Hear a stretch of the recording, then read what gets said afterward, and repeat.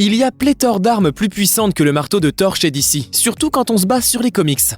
Dans cette vidéo, nous allons voir le top 9 des armes les plus puissantes de chez DC Comics, et il est comparé au marteau de Thor. Restez bien jusqu'à la fin de la vidéo pour connaître notre top 1, et nous dire si vous êtes d'accord. C'est parti. Numéro 9, l'anneau de Green Lantern. Nous nous baserons essentiellement sur les comics pour faire ce top en prenant en compte ce qu'ils racontent et ce que les histoires impliquent. Nous ne sommes pas là pour comparer des films, mais pour comparer les armes les plus puissantes tout univers confondu. Si l'on compare l'anneau de Green Lantern et le marteau de Thor, ils ont en réalité beaucoup de similitudes. De 1, les deux propriétaires ont un lien télépathique avec les armes. Ces armes peuvent projeter d'importantes quantités d'énergie, et les liens qui unissent leurs porteurs et ces objets sont quasiment indestructibles. Oui mais voilà, le marteau est limité. Limité par les enchaînements que lui a donné Odin, alors la bague n'est pas limitée. C'est le principe. Son pouvoir est en grande partie influencé par le porteur, et la force de ce dernier. Mais lorsque les gardiens l'ont forgé, ils lui ont donné une source de pouvoir illimité. Si vous donnez l'anneau à un porteur très puissant, il pourra sans problème rivaliser avec Thor. Numéro 8, l'épée de Superman. Ouais, Superman a une épée, créée grâce au Big Bang, constituée d'or avec le sigle de Superman sur le manche. Elle accroît ses pouvoirs au fur et à mesure du lien entre l'objet et le protagoniste, et elle est indestructible. Elle est tellement puissante que même Clark Kent lui-même décide de s'en séparer, estimant que personne ne devrait être si puissant, pas même Superman. Sa première apparition date du Superman Annual 10, qui date de 1984. Un affrontement avec cette arme reviendrait à créer énormément de destruction, d'un côté comme de l'autre. Surtout que l'on parle ici d'une arme qui est plus puissante que son propriétaire. Un bel avantage en soi. Numéro 7, le casque de Nabu. Une arme assez complexe car son existence en tant que casque n'est pas approuvée. Nabu est un seigneur de l'ordre qui devient un casque dans le domaine réel. Le Dr Fate, celui qui porte ce casque, n'est qu'une représentation de Nabu.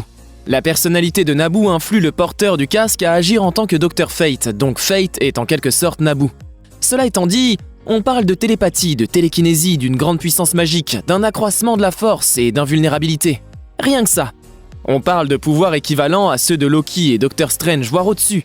Et Thor a déjà perdu contre ces deux personnages, bien que Strange fût contrôlé par Loki.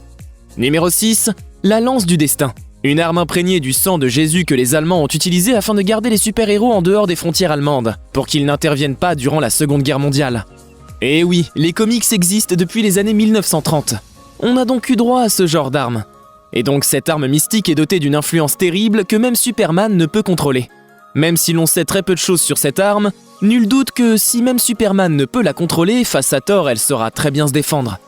On parle quand même d'une arme qui a failli tuer Spectre, l'incarnation même de la colère divine. Numéro 5, l'épée de Wonder Woman.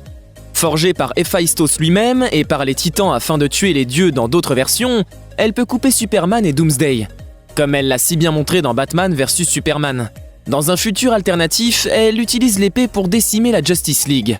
Elle a même tué Green Lantern avec. Numéro 4, la hache atomique. Le nom peut faire rire, ses pouvoirs beaucoup moins. On parle d'une arme capable de fissurer la matière afin de créer des portails et qui sépare et disperse les atomes lorsqu'un coup est porté. Plus précisément, elle rompt la matière. Rien de personnel contre le marteau de Thor, mais bon, ça calme. On la voit pour la première fois dans l'Adventure Comics 352. La hache peut aussi pénétrer la peau des Kryptoniens. Numéro 3, le Méga Rod de Barda. Ouais, c'est un bâton, mais un bâton magique. Plus précisément celui des nouveaux dieux, dont Barda fait partie. Une arme qui ne peut être manipulée que par un nouveau dieu et avec laquelle Barda a réussi à rendre Superman inconscient en le frappant. Pour un simple bâton, il est assez puissant et pourrait sans problème faire plus que rivaliser avec le marteau de Thor. Numéro 2, Amazo. Amazo est un androïde créé par le professeur Anthony Ivo. Grâce à sa capacité cellulaire génératrice, il a pu à lui tout seul mettre à mal les 7 membres à l'époque de la Justice League. Il a ensuite acquis la capacité de s'adapter au pouvoir de ceux qui l'affrontaient. Un affrontement contre Thor serait fatal pour ce dernier. Numéro 1, Warworld. Warworld est une arme de la taille d'une planète. Elle est mobile, dotée d'un arsenal létal, des missiles de la taille d'un immeuble et d'énormes canons laser. Superman et Supergirl ont mis du temps pour se débarrasser de l'arme de destruction massive. Du coup, plutôt que de la laisser détruire de manière autonome, on a rajouté quelqu'un afin de la piloter. Si l'arme est capable de mettre à mal 2 Kryptoniens, elle pourra s'occuper de Thor sans problème. Alors, que pensez-vous de ce top ? Dites-le nous en commentaire. Si vous avez aimé la vidéo, n'hésitez pas à la liker et à vous abonner. Merci et à bientôt. Ciao ciao!